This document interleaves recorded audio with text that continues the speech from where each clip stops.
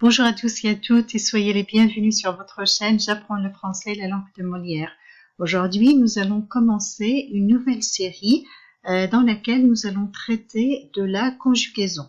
Pour ce faire, nous allons commencer par les principes de la conjugaison. Eh bien, les principes, c'est-à-dire comment reconnaît-on le verbe, comment le mettre dans un groupe ou dans un autre, quelles sont les formes verbales.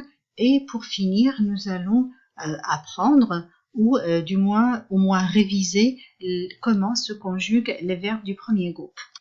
On ne peut pas parler de conjugaison évidemment sans parler de verbes. Ici, nous avons les trois groupes qui contiennent les verbes en français. Donc le verbe il peut appartenir au premier groupe ou au deuxième groupe ou au troisième groupe. Comment je reconnais le groupe d'un verbe? Eh bien, je regarde le verbe et puis s'il se termine par ER, il appartient au premier groupe.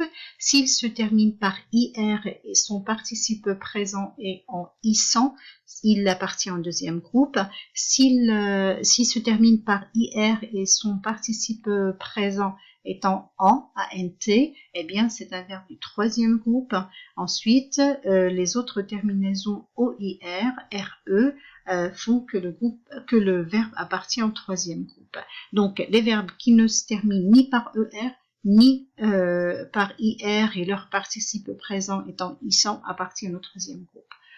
Alors, le premier groupe, une chose à préciser, le premier groupe, c'est un groupe ouvert dans le sens où il y a encore des verbes qui se créent et qui vont se mettre dans ce groupe-là.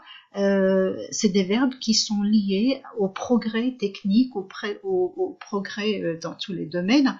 Vous avez par exemple le verbe informatiser, eh bien il n'existait pas avant l'informatique. Vous avez plusieurs verbes qui ont été créés parce qu'il y a eu un besoin avec les progrès techniques. Les verbes du deuxième groupe, bon, à part allunir, à part atterrir, on n'a pas vraiment. Le troisième, non, pas à ma connaissance en tout cas. Alors, qu'avons-nous ici? Eh bien, nous avons des verbes et nous avons leur groupe. Donc, on va voir pourquoi ces verbes-là appartiennent à ces groupes-là. Donc, d'après ce qu'on vient de voir, le verbe parler, eh bien, il appartient au premier groupe. Pourquoi? Parce que voilà, on voit que cette terminaison ER, fait qu'il appartient au premier groupe. Le verbe réunir, donc il se termine par IR, il faut voir maintenant son participe présent, s'il est en ISAN ou en. Donc réunir, réunissant, donc il appartient au deuxième groupe. Le verbe croire, terminaison RE, donc automatiquement troisième groupe. Le verbe venir, donc j'ai posé la question, son participe présent, il est en, alors on dit venant, donc il est en, c'est-à-dire qu'il appartient au troisième groupe. Le verbe pouvoir, là je regarde la terminaison OIR, donc automatiquement c'est un verbe du troisième groupe. Les verbes que je viens de voir, ils sont tous des verbes qui ne sont pas conjugués, donc on dit qu'ils sont à l'infinitif. Les verbes à l'infinitif sont les verbes qui ne sont pas conjugués, ils ont encore la marque du groupe auquel ils appartiennent. Alors, dans ce tableau, nous avons choisi des verbes et donc des verbes à l'infinitif, leur participe présent et puis on a des temps, ici le temps présent de l'indicatif, conditionnel présent, le passé simple. Donc c'est vraiment des temps, on aurait pu en choisir d'autres. On a aussi donc des personnes différentes ici.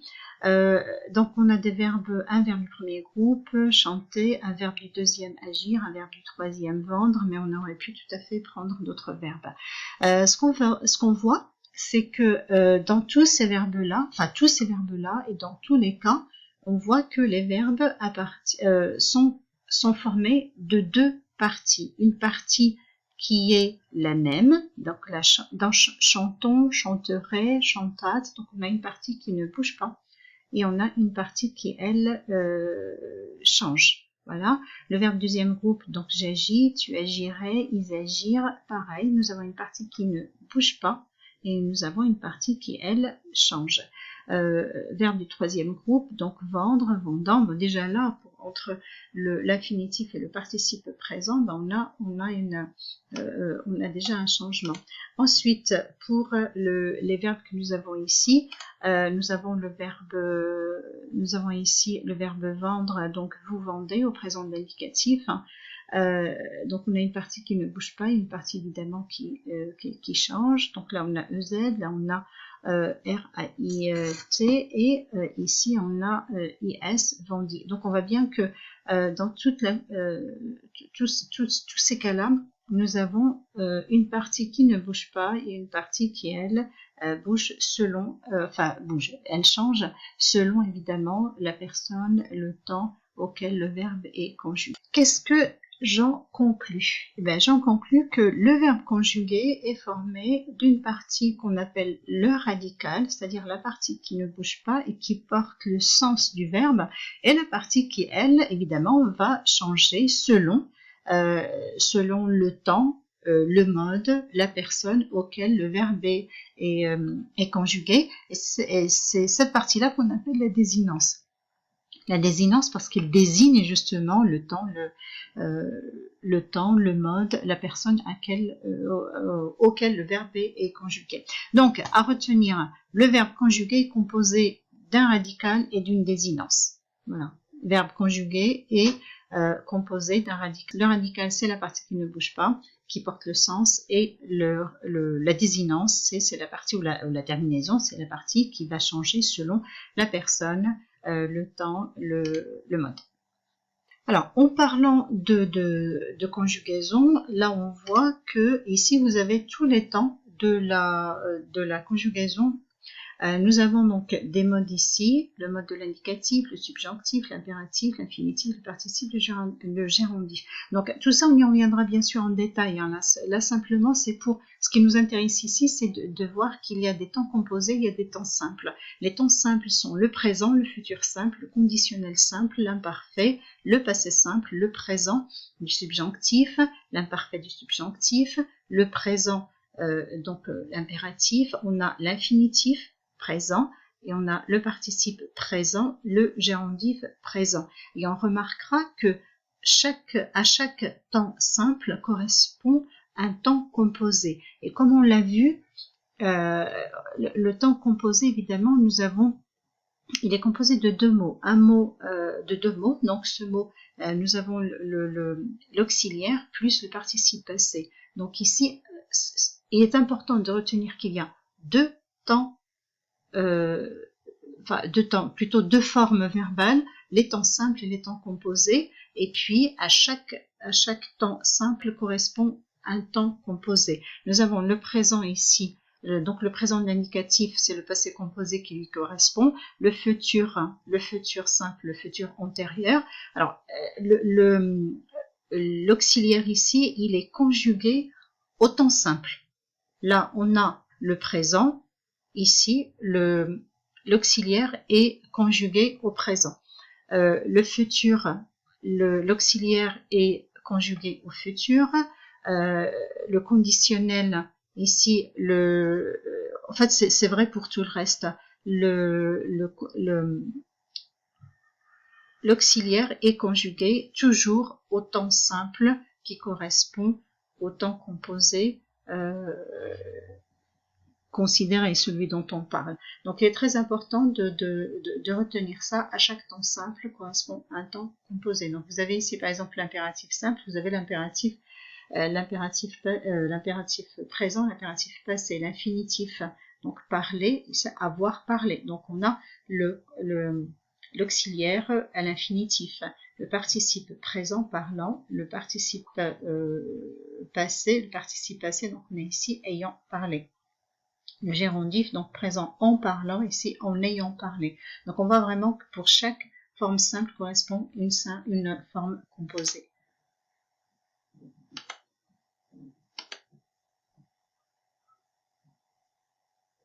Donc là, on résume les formes verbales. Donc on a la forme verbale simple, la forme verbale composée. La forme verbale simple, elle est composée. Donc il y a un seul mot.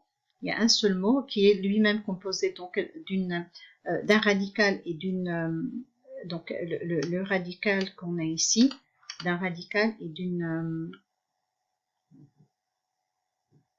et de la désinence.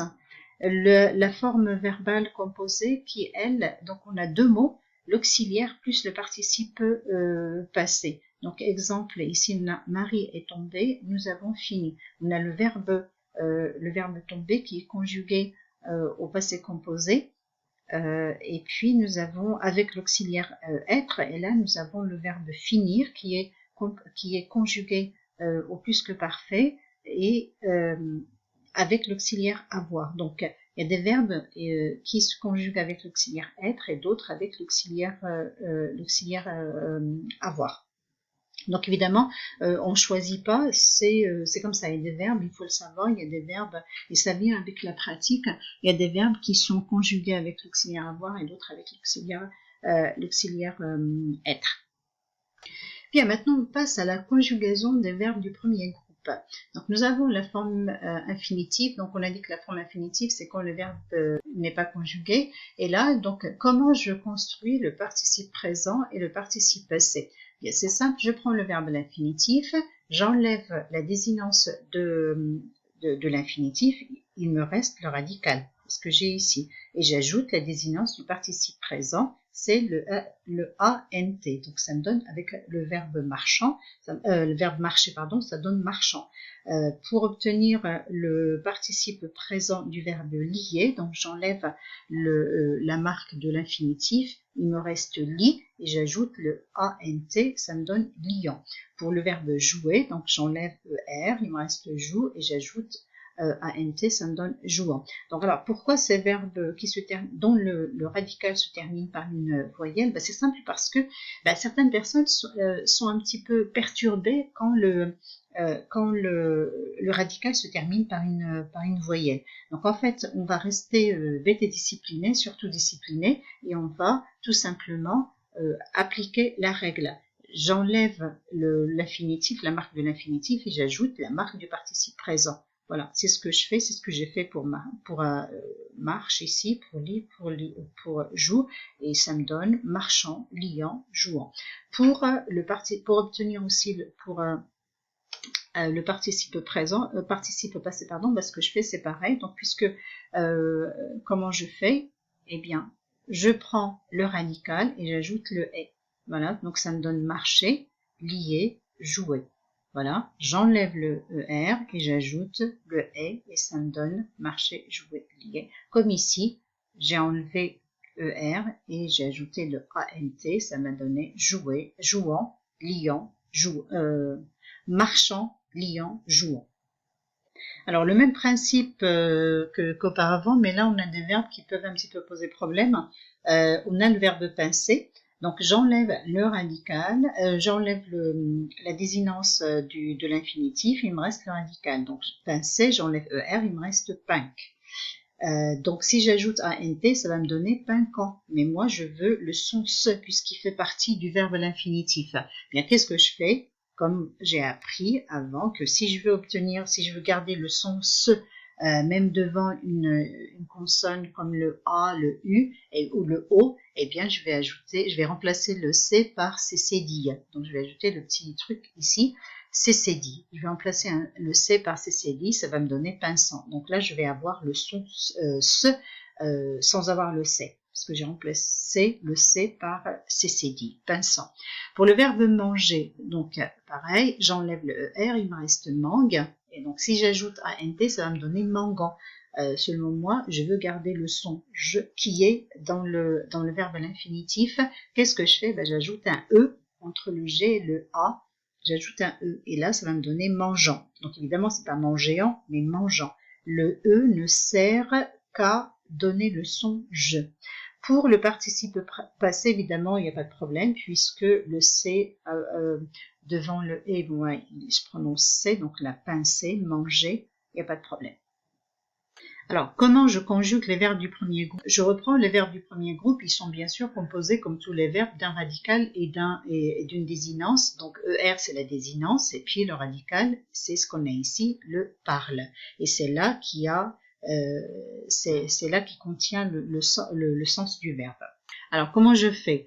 évidemment, le verbe du premier groupe, eh bien, j'enlève évidemment le R, et puis pour la première personne du singulier, j'ajoute un E. Première personne, deuxième personne du singulier, j'ajoute ES. Troisième personne du singulier, j'ajoute le E, et j'ajoute tout ça au radical. Donc là, c'est je radical plus E, je radical plus ES, il, elle, on, puisque tout ça, c'est la même, j'ajoute la même chose, et se conjugue pareil, en fait. Le verbe se conjugue pareil à ces personnes-là, donc j'ajoute le E. Pour le pluriel, nous, radical plus ONT, vous, le radical plus EZ, il, elle, radical plus ENT. Voilà, c'est une règle pour tous les verbes du premier groupe. E, ES, E, ONS, EZ, ENT. Pour tous les verbes du premier groupe. Tous. Donc j'applique ce que je viens de voir juste avant. Donc le verbe parler, j'enlève ER, il me reste parle, au présent de l'indicatif, donc un temps, c'est-à-dire je parle maintenant, le présent c'est au moment où je parle. Le singulier c'est quand il s'agit d'une seule personne, pluriel, quand il s'agit de plusieurs personnes, donc plusieurs personnes c'est à partir de 2. Donc je parle, donc je vois le radical E, radical ES, radical E. ES, toujours à la deuxième personne, il y a ES. Toujours, il y a le S à la deuxième personne. Toujours. Le S, c'est vraiment la marque de la deuxième personne. Donc, je parle, tu parles, il parle, nous parlons, vous parlez, il parle. Alors, il parle, ici, évidemment, il parle ENT, mais c'est comme s'il n'y avait que E. Là, on peut dire, mais, par exemple, s'il y a une dictée, comment je fais pour reconnaître, pour savoir si je dois écrire E ou ENT? Eh bien, c'est simple, je vais chercher le sujet. Qui parle? Si c'est du singulier, ben, je vais mettre E. Si c'est plusieurs, ben, je vais mettre ENT. Voilà. Là, c'est le sujet qui va déterminer si c'est un E ou ENT. Voilà. J'espère que vous avez pris autant de plaisir à nous suivre que nous à faire ce qu'on vient de faire. Si vous avez la moindre question, évidemment, n'hésitez pas à nous les poser, à nous faire vos suggestions et surtout partagez si ça vous intéresse et ça serait vraiment sympa de nous laisser vos commentaires. Merci, prenez bien soin de vous et je vous dis à bientôt.